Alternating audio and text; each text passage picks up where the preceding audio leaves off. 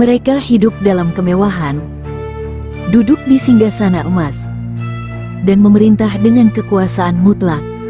Tapi mereka lupa satu hal, bahwa di balik tembok istana, rakyat sedang lapar, marah, dan siap membalas. Inilah kisah tiga raja Eropa yang dieksekusi oleh rakyatnya sendiri, dan kematian mereka tidak pernah dilupakan sejarah. Raja Charles pertama dari Inggris. Inggris, tahun 1649. Seorang raja bersikukuh bahwa kekuasaan berasal dari Tuhan, bukan dari rakyat. Namanya Charles pertama.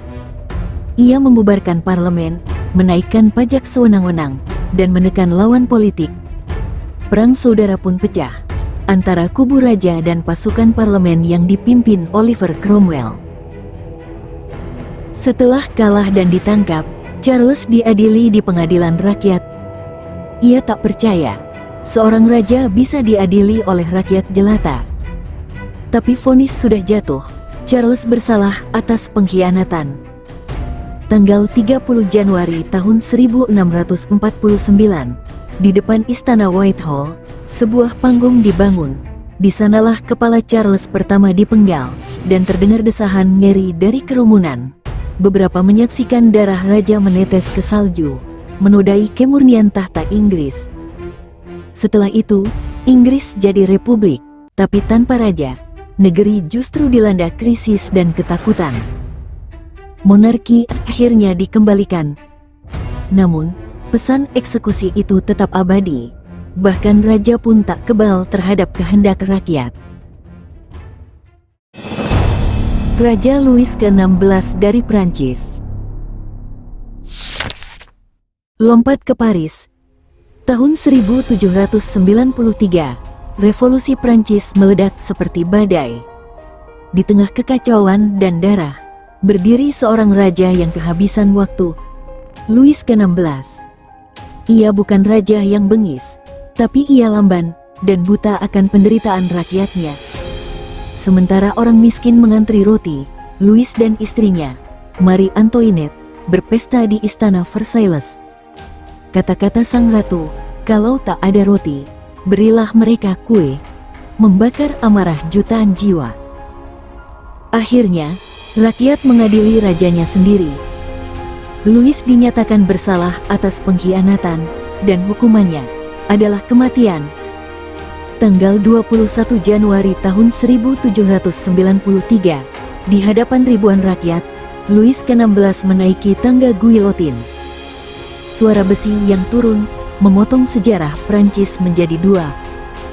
Setelah kematiannya, monarki runtuh. Darah sang raja jadi simbol kemenangan rakyat, tapi juga membuka pintu untuk kekacauan baru. Teror, eksekusi massal, dan lahirnya diktator bernama Napoleon. Tsar Nicholas II dari Rusia. Dan kini, kita ke timur. Rusia, 1917. Di negeri es yang megah, berdirilah dinasti Romanov yang telah berkuasa 300 tahun. Tapi kemewahan itu berdiri di atas tulang belulang rakyat miskin. Tsar Nicholas II adalah raja terakhir. Ia tak peka, terlalu percaya pada mistik, dan membiarkan kekuasaan jatuh ke tangan Grigori Rasputin, orang suci yang penuh skandal. Di luar istana, rakyat kelaparan dan tentara kalah perang. Maka pecahlah revolusi Bolshevik. Nicholas dan keluarganya ditangkap, dipenjara, lalu dipindahkan ke rumah di Yekaterinburg. Pada malam tanggal 17 Juli tahun 1918, mereka dibangunkan dengan alasan akan dievakuasi. Tapi di ruang bawah tanah, seluruh keluarga Romanov ditembaki habis-habisan oleh regu eksekusi. Anak-anak kecil pun tidak selamat. Darah membasahi dinding. Mayat mereka dikubur diam-diam di hutan. Rusia tak hanya membunuh rajanya, tapi juga menghapus seluruh garis keturunannya.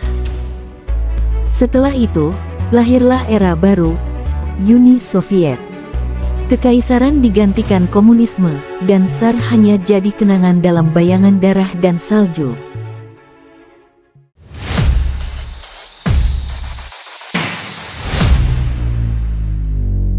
Tiga mahkota, tiga kepala, satu akhir yang sama. Eksekusi.